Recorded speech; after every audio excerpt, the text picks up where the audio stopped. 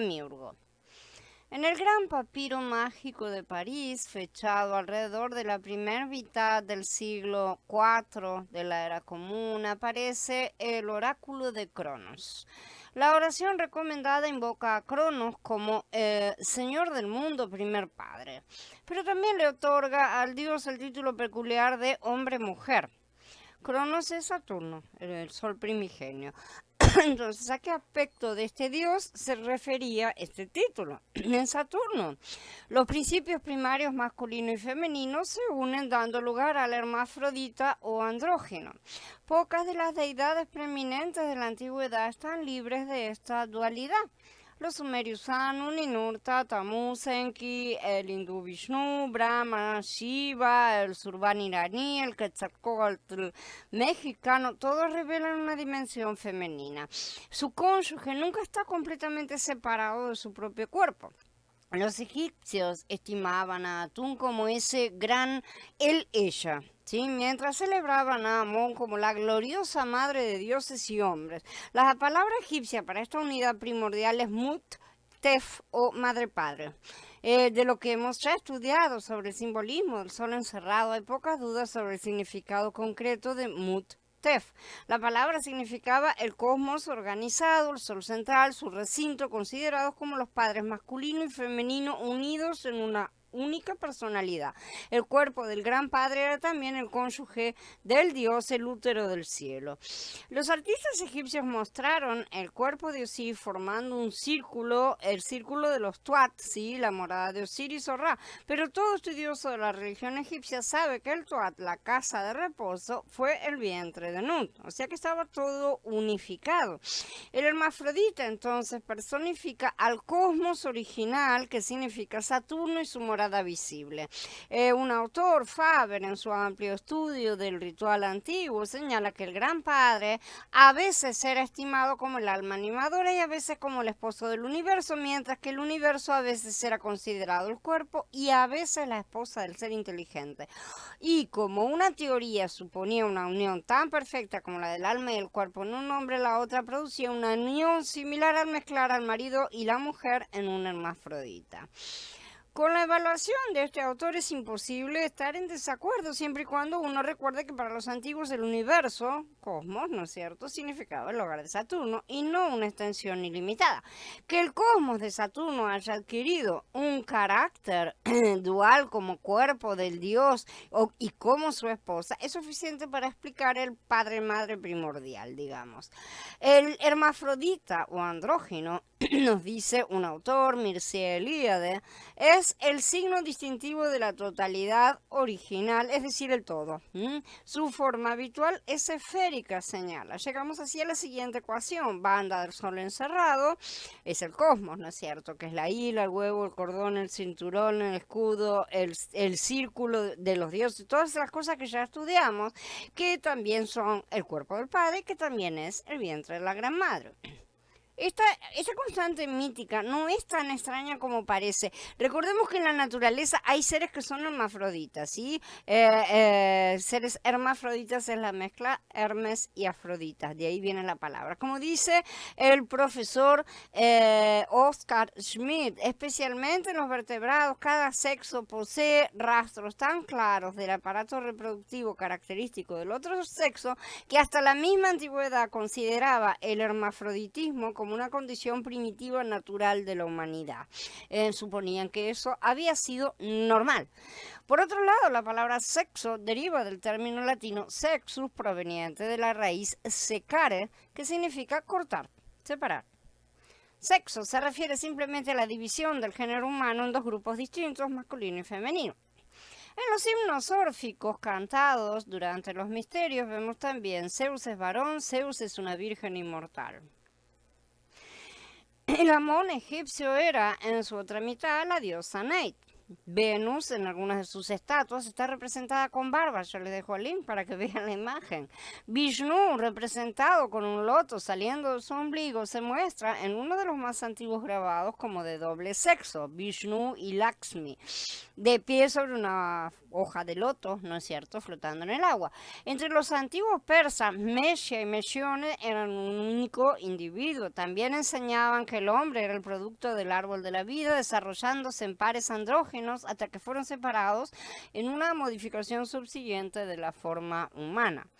Por supuesto tenemos al muy conocido andrógino Baphomet, ¿no es cierto? Todas estas son las versiones contadas por el Adán primigenio caído, evidentemente, ¿no es cierto? De ahí que se apropie, se sube al trono del Altísimo, de una creación que nunca realizó por sí mismo, de los atributos de la mitad buena, adjudicándose el árbol de la vida, como vemos, y sin embargo el suyo era el otro árbol, ¿no es cierto?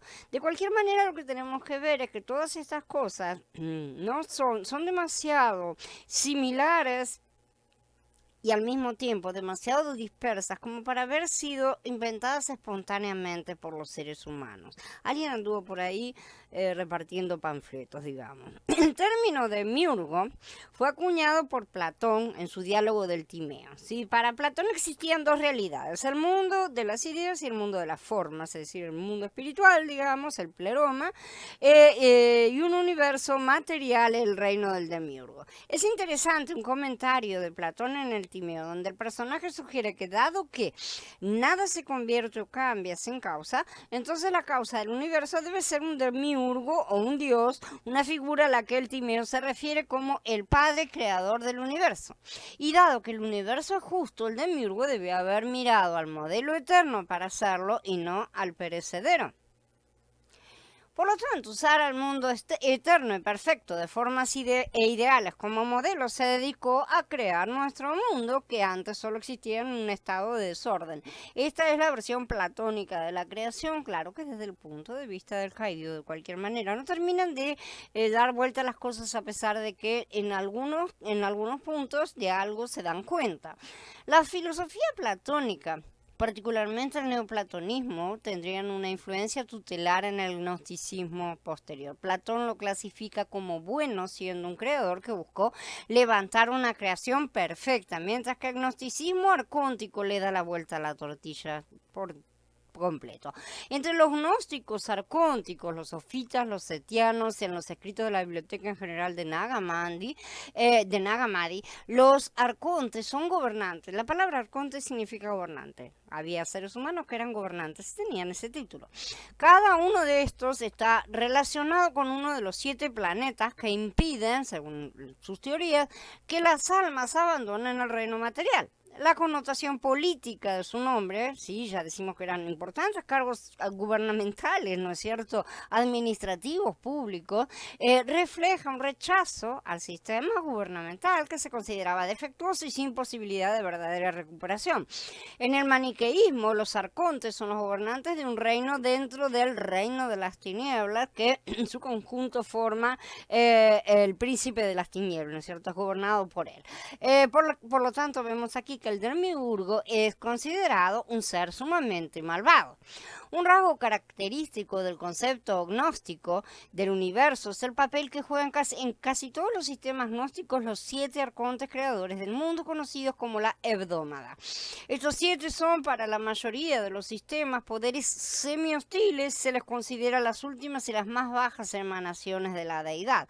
Por debajo de ellos, con frecuencia considerados procedentes de ellos también, ¿no es cierto?, está el mundo de los poderes realmente diabólicos. Hay, eso sí, ciertas excepciones. Por ejemplo, un autor, Basílides, enseñaba sobre la existencia de un gran arconte llamado Abraxas que presidía sobre 365 arcontes y a este parece que es bonito, según ellos. Como resulta evidente en obras tales como el apócrifo de Yahanan, los diagramas sofitas sobre el origen del mundo, la Pistisofía y otros libros así de gnosticismo, los arcontes juegan un papel importante. en la cosmología gnóstica. Probablemente se referían originalmente a los daimones griegos de los planetas. Daimon quiere decir genio, demonio, genio, pero no en el sentido en que nosotros le damos un aspecto demoníaco malvado. Un demonio es un espíritu. Pero en el gnosticismo se convirtieron en los gobernantes demoníacos del mundo material, cada uno asociado con una esfera celeste diferente. Como gobernantes del mundo material se les denomina entonces arcontes, principados o gobernantes, y así como en la astronomía antigua se pensaba que sobre las esferas de los 7 planetas había una esfera de estrella fija, ¿sí? Después de las esferas de los arcontes malignos, o sea, la hebdómada, estaban las regiones supercelestiales a las que un alma debe llegar por medio de la gnosis para escapar del dominio de los arcontes. Este lugar se considera la morada de Sofía, que es la sabiduría, y de Barbelo, que también esto llamado Ogdoada. A la luz de lo que estamos estudiando, ahora resulta más interesante este conocimiento, entre comillas, gnóstico en cuanto al demiurgo, porque para ellos es la entidad que sin ser necesariamente creadora, es impulsora del universo, por lo menos de la parte donde nosotros estamos. En la filosofía idealista de Platón, en la mística de los neoplatónicos, es considerado un dios creador del mundo y autor del universo. Demiurgo significa literalmente maestro, supremo artesano, hacedor, que hace cosas, ¿sí? En las escuelas de filosofía platónica, neopitagórica, platónica media, neoplatónica, el demiurgo es una figura similar a la de un artesano responsable de dar forma y mantener el universo físico. Los gnósticos adoptaron posteriormente el término demiurgo para sus ideas y se lo aplican a una cosa que es completamente lo opuesto, digamos. Si bien el demiurgo da forma al universo físico, esto no lo hace necesariamente igual a la figura del creador en el sentido monoteísta, ya que tanto el demiurgo en sí mismo, así como el material a partir del cual él da forma al universo, se consideraban ambos como consecuencias de algo más. Dependiendo del sistema, el demiurgo puede ser considerado increado y eterno, ¿sí? Como un creador o producto de alguna otra entidad. Es curioso cómo los gnósticos percibieron esto, pero terminaron invirtiéndolo. Bueno, Hasatán es bastante más inteligente que todos para poder confundirnos a todos verdaderamente. Entonces probablemente empezó a dar vueltas a algunas cosas, les contó la historia al revés y se aplicó a sí mismo el árbol de la vida y al creador Yahweh el título de demiurgo. Ustedes pueden encontrar esto en las redes tranquilamente. Y la descripción es demasiado parecida con el Satanás clásico, ¿no es cierto? Como para decir, ¿cómo es así ahora de repente? ¿Es al revés la cosa? Bueno, resulta que esta gente tenía la historia contada al revés y la están rescatando, ¿no es cierto?, desde hace ya bastante tiempo atrás. Los herejes gnósticos del siglo I del cristianismo, que volvieron a surgir en ese momento, ¿sí?, sentían que era inconcebible que un ser tan cruel fuera el mismo padre de Yeshua HaMashiach, que había predicado el amor, la fraternidad, la paz, la justicia, como siempre se olvida, ¿no es cierto? Algunos, como Marción, escribieron tratados donde renegaban de cualquier influencia judía sobre el cristianismo. A este ente le llamaron el demiurgo, dios imperfecto, hijo de la diosa Sofía, que era emanada por el dios de la luz, el absoluto y manifiesto, perfecto, increado que habita en el pléroma. En la ideología dualista de los diversos sistemas gnósticos, el universo material es malo, es una cosa negativa, mientras que el mundo inmaterial es bueno. Según algunas corrientes del gnosticismo, el demiurgo es malévolo, ya que está vinculado al mundo material. En otros, entre los que se incluyen las enseñanzas de Valentín, uno de los peores de estos, se considera que el demiurgo es simplemente un ser ignorante o confundido. De estas cosas hablamos un poco en otra serie, que es la serie de Fundamentos Básicos para Talmidim. En el sistema de Ptolomeo de San Valentín, el demiurgo se describe como un ángel, como Elohim, como que fue elevado al séptimo cielo que rodea la tierra. Por encima de él está el octavo cielo, dice, y por encima de él el Elohim supremo, que está bastante lejos del cielo. Estas son las ideas que ellos tienen, ¿no es cierto? Como ángel de la guarda de la esfera inferior, el demiurgo fue designado como el creador del mundo, el jefe de los arcontes, que son sus colaboradores. La descripción del demiurgo, como por parte de los setianistas, que es otra secta, es aún más negativa todavía que la del sistema valentiano, y su estatus es inferior al del Elohim Supremo, como se cita en el Evangelio de Felipe, ¿sí? Que alcanzó el estatus de creador por los arcontes y del mundo natural, y volviéndose arrogante dijo: yo soy el Padre, por encima de mí no hay otro, ¿sí? Como Yeshaya 45 y 46, y según el apócrifo de Yahanan, una voz divina indignada por la afirmación arrogante de Yaldabaoth, da la respuesta y la refuta, ¿no es cierto? Y bueno, ahí es cuando cae. En textos gnósticos como el apócrifo de Yahanan, el origen del mundo, el demiurgo, que es el hijo de Sofía, recibe nombres que definen su naturaleza. Yaldabaoth, que acabamos de mencionar, es hijo del caos. Saklas, del arameo tonto. Samael, Dios ciego, o incluso Nebruel o Nebro. En el apócrifo de Yahanan, el demiurgo, se describe como un ser que tiene un rostro que se asemeja a un león. Él tiene la representación del leontocéfalo, también asociado al dios Mitra, que ya hemos mencionado antes, un hombre de pie con cabeza de león enrollado en una serpiente.